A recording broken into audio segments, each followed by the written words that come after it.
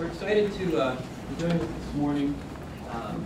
What we're going to be doing basically is trying to, in sort of sync with a lot of the narrative kinds of themes that run through constructivism, dialogical themes, we want to have a dialogue.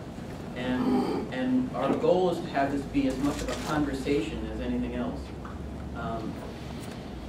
We purposely tried to set this up so there's not a lot of prepared speechifying. And basically what we're going to do is I'm going to sit and talk to our three panelists about different approaches to constructivism. And the idea here, granted in actuality people may not be quite as rigidly locked into perspectives, but we're going to lock people in today, at least in theory. And so we've got three panelists here. We've got Bill Warren, Sheila McNamee, and Jay Efran. And each of them is going to be sort of representing for this panel a particular constructivist approach. So Bill's going to be our representative from personal construct psychology. Sheila's going to be speaking from the social constructionist perspective, and Jay's going to be our resident radical constructivist for the day. If after the panel is over, they want to switch, they can do that. And I get to sort of serve as the post-MC interviewer kind of person who's going to just sort of moderate and try to keep the conversation going, and we'll see how well I'm able to do that. Do you want to tell them who you're emulating? I'm supposed to be Charlie Rose, but much better looking.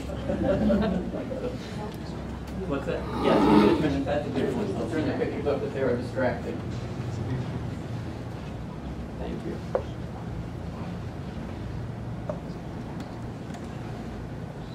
I think these keypads were, I keep moving my finger, but the arrow wasn't going.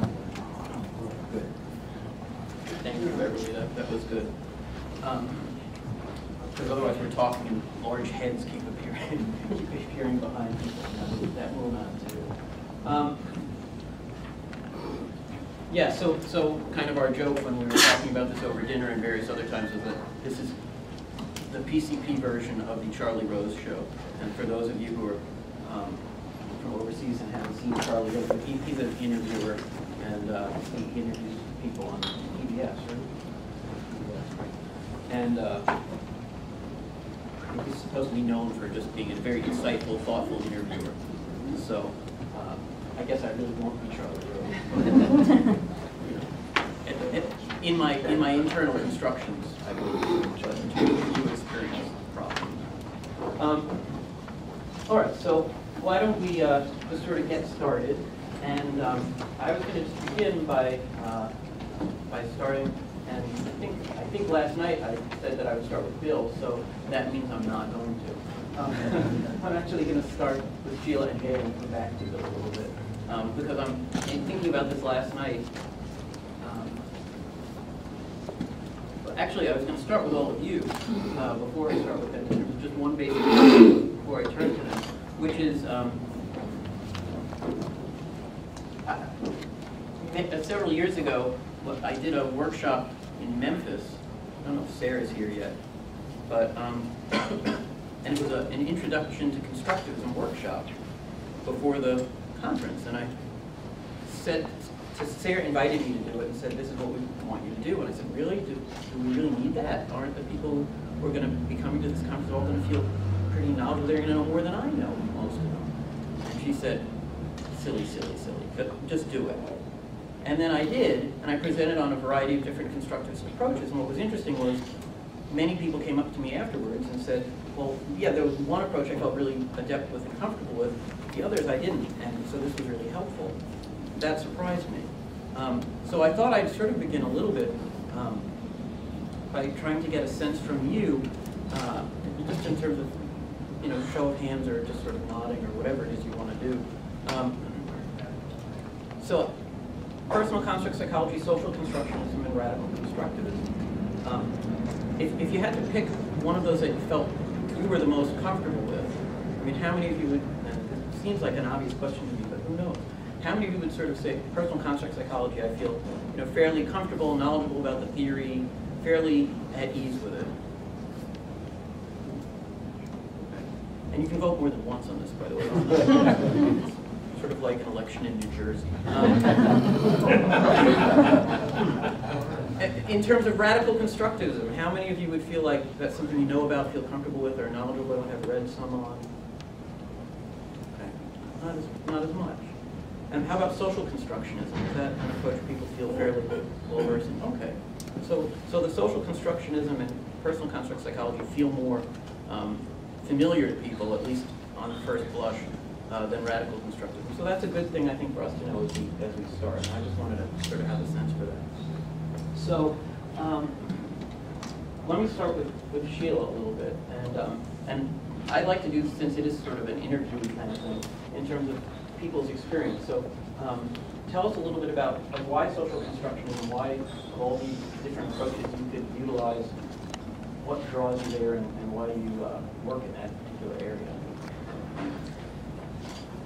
Of course, the answer to this question would be different tomorrow or different later today. So for now, I guess first, by way of grounding myself, I studied personal construct psychology.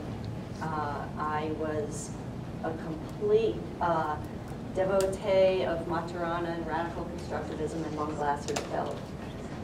So, you know, in a way, I kind of think of myself as promiscuous. You know, I like to kind of mix things up and go.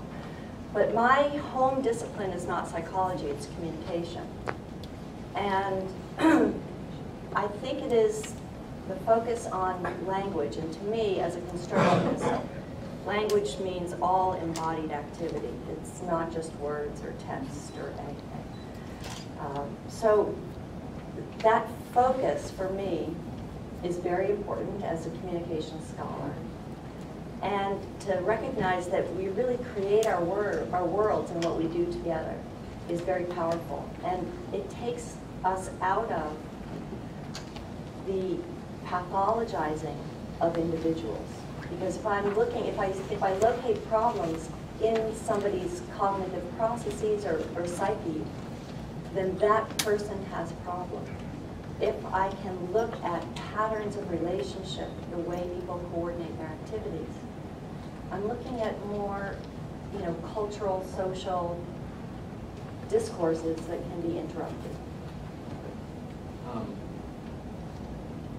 So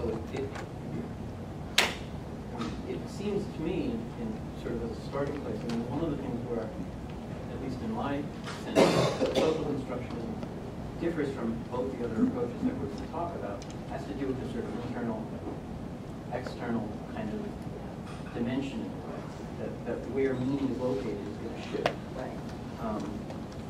So let me shift over to Jay for a second and see, in terms of both, I guess I'll ask you both what I asked Sheila, in terms of how do you look radical constructivist devotee, and then also following up on, you know, do you have any thoughts in terms of this internal external this internal external kind of thing that where Sheila is really wanting to get sort of outside of the person's head and put things between people? Well, before we go on, I was going to ask Sheila why she left Maturana and radical constructivism and found another home in social constructivism. Good question. I think because I like Maturana's talk. I like the way he talks. I like the idea of structured determinism. But to me, it's one discourse, and I like to use it when it's useful. Okay, so I mean that. Just taking a step back to answer this question, from my point of view, social construction allows us to look at any way of being in the world, any way of talking, as a viable option for coordinating and negotiating through the social world with others. So if I want to use the discourse of biology, if I want to use the discourse of psychology or, you know, mental states, I can use it, and I would use it, but I wouldn't use it because it's the right one. I use it because it's useful and generative. So I started seeing Maturana's work in radical constructivism like that, a useful way of talking sometimes. And social construction